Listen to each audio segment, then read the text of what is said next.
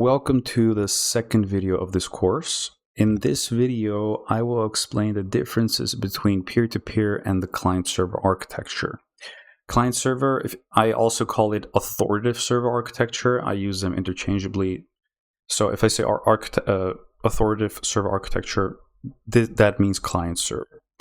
In this course, we are going to be using the dedicated variant of client-server because, in my opinion, that is the way to go. That is the way of creating an online mode for the esports of now, like League of Legends, Hearthstone, or Valorant. The others, I still want to explain so you understand the pros and cons. We are just going to touch these for short. We're not going to code anything that will resemble this. We are going to code dedicated variant, but I'm still going to explain the difference between peer-to-peer and the listen variant of client-server. Now, the main big difference of peer-to-peer and the client-server variants is that peer-to-peer and client-server listen variant both are relatively cheaper to develop, require less manpower, and are faster to develop. That's literally one of the pros of these two mechanisms. The dedicated variant is actually more complex, requires more manpower, is in general more expensive because it just takes more time to code. So usually most people will just choose this if you're an indie gamer or you don't care about integrity of your game at all. And what do I mean by that? Now, in peer-to-peer and client-server listen variant, it is easy to cheat. Why? Because, look, as you can see, all the players are connected with each other. One big problem is if they're connected with each other, that means everyone knows the IPs of everyone else. That is a huge security issue. And there is no central authority to validate the data. Now, what that means is the data just flows through everything and anywhere. And as I said in the last video, you could literally boot up Cheat Engine and mess with the memory addresses, thus mess with the variables of your health or gold coins or whatever. The same problem is in the listen variant. So this time no one is connecting with each other, but they're connecting to just one person. What this does, the game itself is running on this player's machine, and he is the host and the player at the same time. Now, I think I said this in the last video. I gave Call of Duty Modern Warfare 2 as an example. You've probably had it happen where in the middle of the game suddenly freezes, and there's a message at the top of the screen saying, "Oh, hey, the host has disconnected. Please wait until we find another suitable host." So that means player 5 disconnected, and now the game has decided on a new host to take in the place of player 5.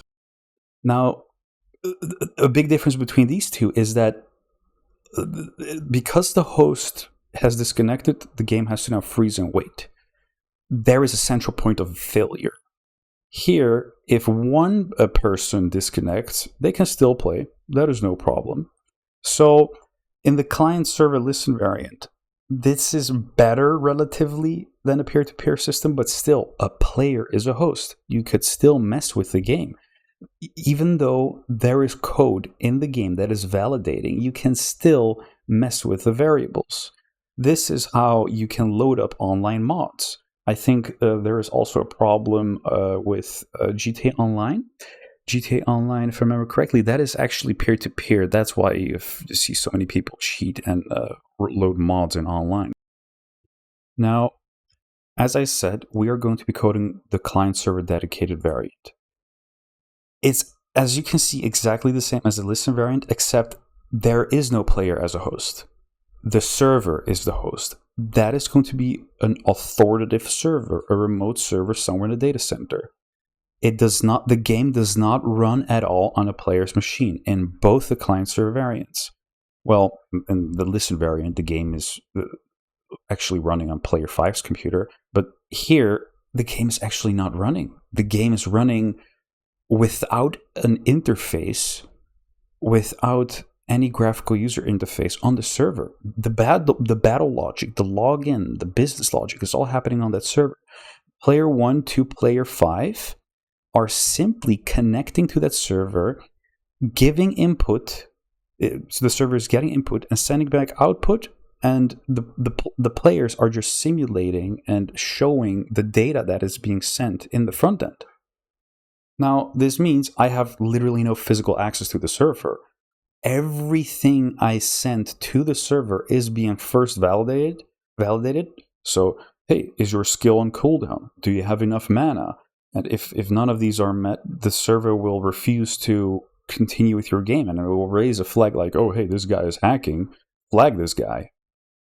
Now, the way you're going to have to visualize this in terms of our game is all these players are the clients, so that's going to be the Unity front-end client. Our server is going to be the NodeJS server that we will deploy on a remote server running on Ubuntu. Now, try to think of games that you've played. With this information that you've learned, try to guess which games are using which systems. So as I said, Call of Duty Modern Warfare 2 was definitely using this system. GTA Online is using this system. Well, and all the games that you cannot hack in are the modern esports games like League of Legends, Hearthstone, Valorant, even RuneScape, because you just cannot hack it. Well, games are never 100% unhackable. Sometimes mistakes of developers do slip in. I once had developed a game where I simply forgot to validate one type of data. And if I remember correctly, that was, I think, a mana cost, or the fact that a character was stunned, but the server never took that into account. So you could spoof the data going into the server as if you did use a skill, even though the front end was supposed to show that you cannot use a skill. Now, a dedicated hacker will hack your game. You just have to make sure to validate as much as possible. And what I mean with validate is the server knows what to expect. A mana cost is a number. You cannot suddenly send a string instead of a number. A mana cost cannot be negative, so you have to check first if it's not negative. Is the amount of mana of a skill that is being used, do I have that amount of mana in my mana pool? Yes or no? These are a lot of validations, very easy validations that you can do, and still, even the best programmers can still make mistakes. Now, we are going to be coding in the client server dedicated variant, and it's actually not that hard. It's just, I think, I haven't researched the other third-party assets that you can use to plug and play and make online multiplayer available for your game. But from what I know is you've actually never coded your game with a headless game, meaning without a front end. You have never coded that game and put it on a server. So if you do a plug and play, it has to be one of these variants. And I'm not a fan of that. I like to create my own solution, my own secure solution. I like to be in control of it. I like it that when it's flexible. I like it when I can customize everything and touch everything. And that is what we're going to do. Now, as I said, these players will be Unity frontends, and the backend will be a NodeJS server. Now, in the next video, I will explain why we chose Node.js, but you could use .NET and Rust. But I personally, for this course, I'm going to choose Node.js, and I'll explain that in the next video. In the next video, I will show all the software and tools that we will be using, and that will be that video, and the video after that, we will actually start working on a clean Windows profile. See you in the next video.